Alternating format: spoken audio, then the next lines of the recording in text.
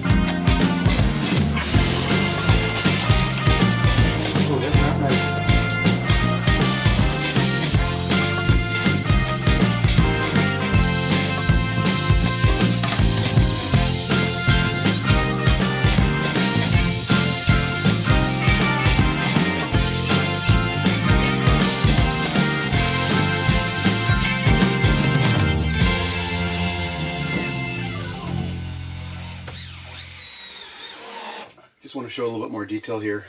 I've just put this wall up next to the shower, and what I didn't show on video is actually some of the detail I put in here. This is a backing strip, so when the drywall goes on this wall, I have something to screw to. And so I put a 41-inch piece here, another 41-inch piece there. And then the other thing I needed was actually an area to screw the wall to. So I had removed all of the insulation and installed some cross braces here between the wall studs. Now I've got one up there on camera, one here, and one just below the camera up there. So 3 there. And I did 2 across the roof as well, between the floor joists, because you need to have something to bolt this to.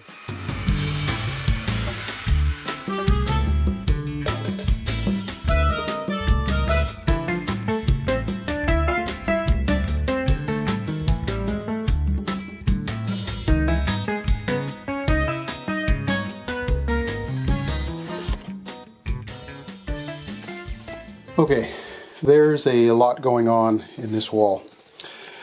First off, obviously we had to place the hardware for the 2 wall sconces, which means we had to temporarily hang the picture. So I have a temporary hanger for that, placement and so forth. And behind here is our electrical source, or our switch, and that is of course for our main light. I'm relocating this one over top of the shower. However, I'll be tying into that and powering the 2 wall sconces at the same time from this switch just on the outside. The last thing I need to do before I reopen this is tie in for the exhaust fan. And so I got to run a power line from here. I'll get the power from this one before the switch, and then tie in from here and go up to the exhaust fan, which I have not yet installed. So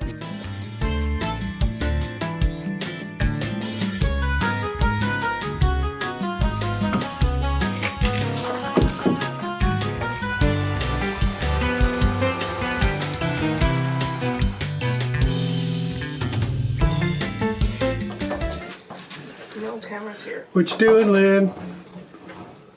So we just finished this wall here.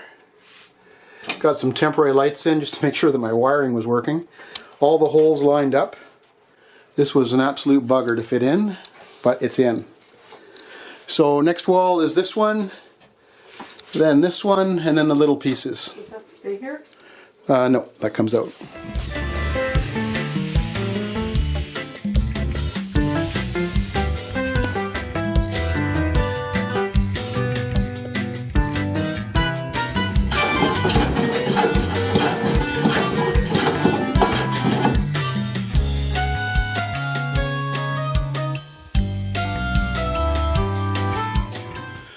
Well, the bathroom drywall, the gyprock is hung. Took me 3 days. To be fair, I was doing wiring and plumbing in at the same time, but it's up. Got some temporary lights up, as I just shared earlier. And just gonna look around here. Lots of little fiddly parts. So, mudding next, my favorite part.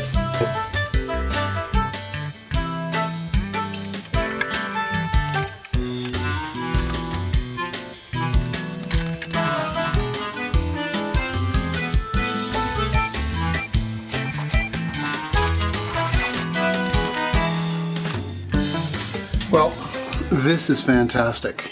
I'll talk a little bit about the glue I used in a minute, but this is really fantastic. It is very clearly adhered this to the drywall. I'm gonna actually let this sit a day. I'm in no rush. I want to show you how this works. It's kind of cool. You can see the light through there. Well, that'll be filled with mud. This will disappear completely. And then this tiny little lip, you can see it right here.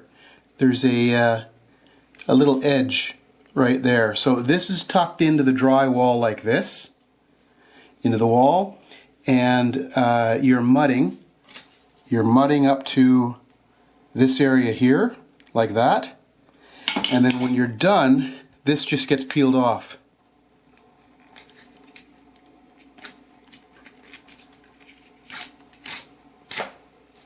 and you're left with a perfect edge. And I think then you just run a little bit of silicone along there between the edge of the drywall and the tub. Very cool.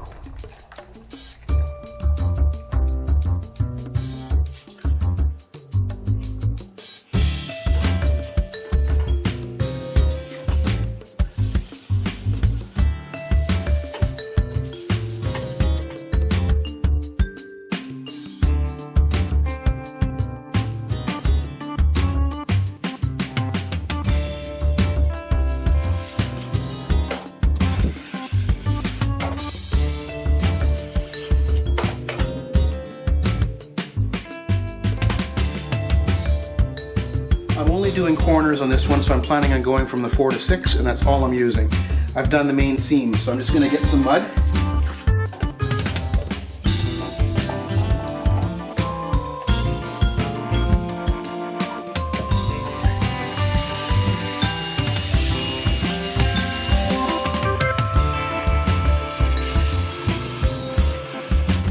All right.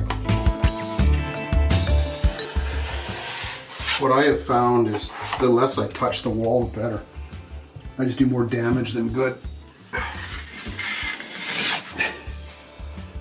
Good enough.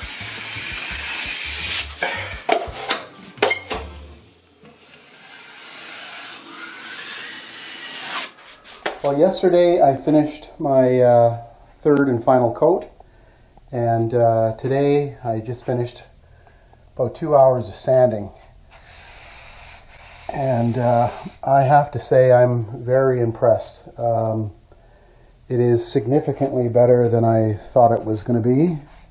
As far as little touch-ups, I found one screw hole that I've just touched up again, so I'll sand that a little bit. And I've already been removing some of these trim pieces. One more here to move.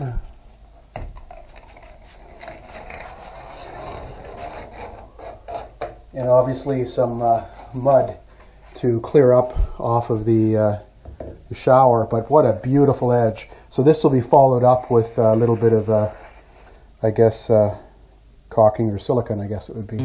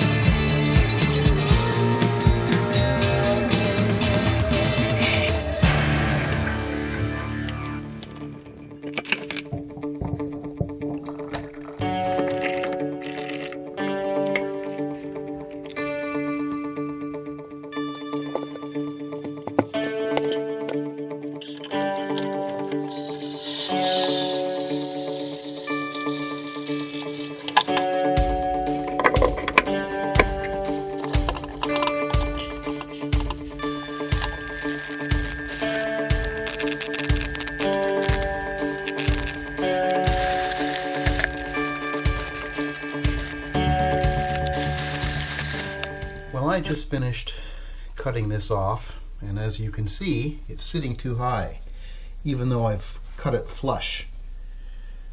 So I have a couple options. Well, I guess you could get a lower profile flange, but I've already bought this thing.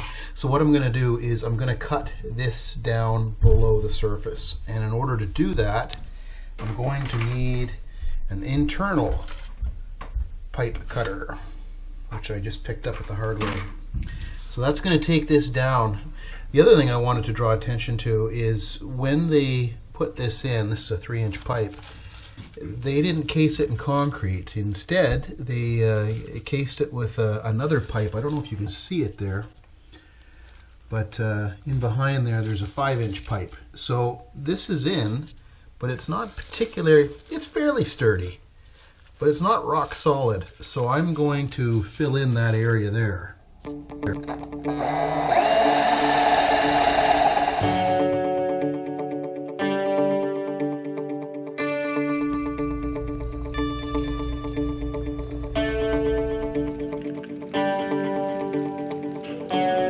Okay, now let's get the concrete out of the center.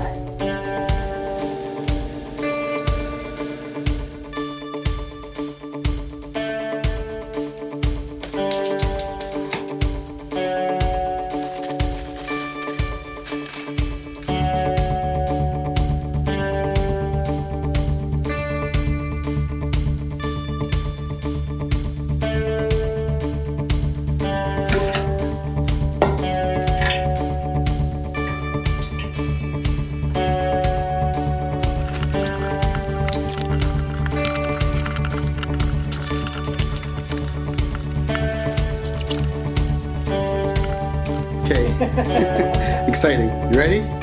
Go.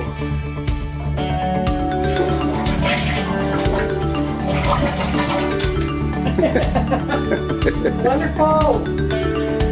So that's done. Oh my God.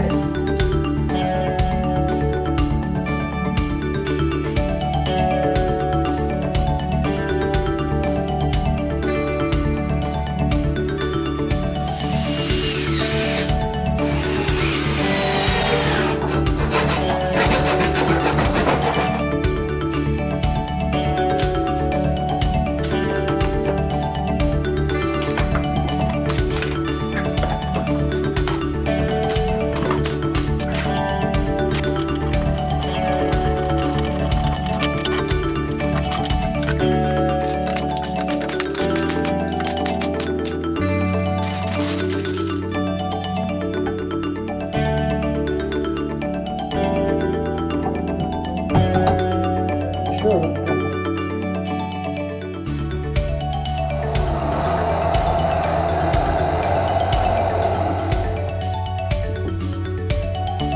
Right there. Don't move.